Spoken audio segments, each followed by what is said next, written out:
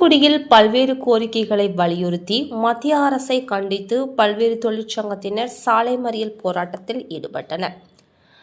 விலைவாசி உயர்வை கட்டுப்படுத்த வேண்டும், குறைந்தபட்ச ஊதிய உயர்வை அதிகரிக்க வேண்டும், பொதுத்துறை நிறுவனங்கள் தனியார் மயமாக்கப்படுவதை கைவிட வேண்டும், 42 தொழிலாளர்கள் நலச்சட்டங்களை திரும்ப பெற வலியுறுத்தியும் அனைத்து தொழிற்சங்கங்கள் சார்பில் நாடு முழுவதும் வேலைநிறுத்தம் போராட்டம் நடைபெற்றது.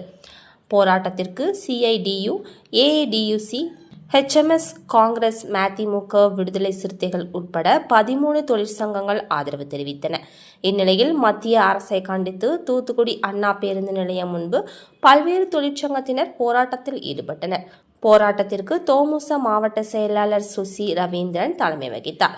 CIDU மாவட்ட செயலாளர் ரசல், மாவட்ட துணை செயலாளர் காசி, SBF மாவட்ட கவுன்சில் தலைவர் முருகன், கருப்பசாமி, ராமசாமி, HMS மாவட்ட தலைவர் ராஜ்குமார், INDUC மாநில அமைப்பு செயலாளர் ராஜ், மாநில செயற்குழு உறுப்பினர் பாலகிருஷ்ணன், நகர தலைவர் சுரேஷ்குமார், HMS உழைப்பாளர் சங்க மாவட்ட தலைவர் டாக்டர் ராஜலட்சுமி ராஜ்குமார், மாவட்ட பொருளாளர் பெசி, நிர்மல், நிவ்யா, சந்திரமணி, விஜி, மாலதி, நவஸ்ரீ அனுஸ், தொகுதி செயலாளர் சாதிக் பாஷா, மணிகண்டன், ராஜேஷ், வேலபுஷ்பம், இளைஞர் அணி பிரசன்னா, ரஞ்சித், ஜெயசுராஜ், ராஜசேகர், AICCU மாவட்ட தலைவர் மின்னல் அம்சத், மாவட்ட செயலாளர் சிவராமன், மாநில செயற்குழு உறுப்பினர் சகாயம், AIDUC மாவட்ட பொருளாளர் A. பாலசிங்கம், மாவட்ட குழு உறுப்பினர்கள் சுப்பிரமணியன், ஞானசேகரன், UDUC மாவட்ட தலைவர் சரவணன், மாவட்ட செயலாளர் DNS அலெக்சாண்டர், மாநகராட்சி கவுன்சிலர்கள் தனலட்சுமி,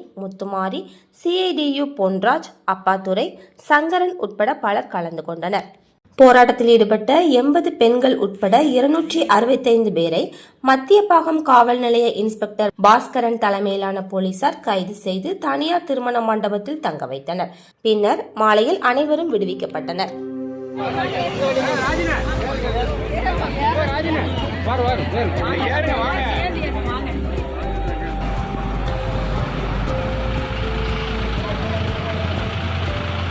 Terima kasih.